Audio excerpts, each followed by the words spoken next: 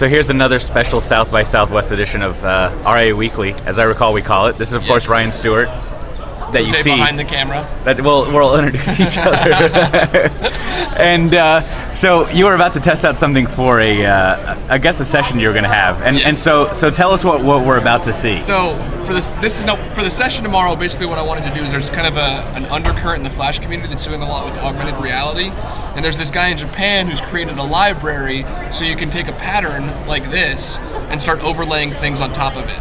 So what I'm going to do is show a really basic example of how this works. I'm going to use the webcam that I've got. You sort of have like, I guess, it's an obviously sort of very unique symbol thing. That would be easy for a computer to recognize. Basically, the way the library works is you create the symbol and tell it what symbol it's supposed to look for, and then you just draw random shapes on top of that.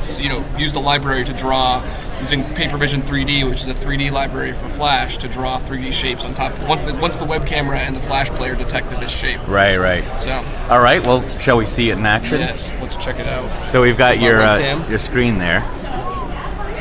And then, so what you can see, we'll get in close here. That actually is kind of cool. So as I tilt it, it detects where the shape is, it detects what's moving on the shape, and then draws the cube appropriately, or rotates the cube appropriately. And thus, you're augmenting reality. Exactly. That's the augmented reality here's thing. Here's my reality, and here's the augmentation. So that is actually pretty cool. But so other than looking cool, what do you do with that? I have no idea. What I'm going to do with it is, for my session on tomorrow, what I'm going to do is try to use this to pop up a little flex component that'll then let me call a phone number.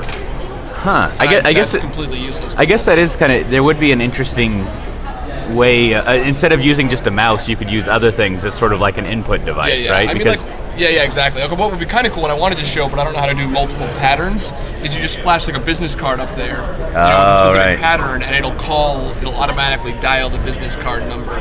Right. It wouldn't recognize the number, but it would recognize the barcode or whatever. Yeah, and then it'd be like, call mom. Right. Huh. Yeah. Well, that's interesting. Thanks. No problem. Thank you.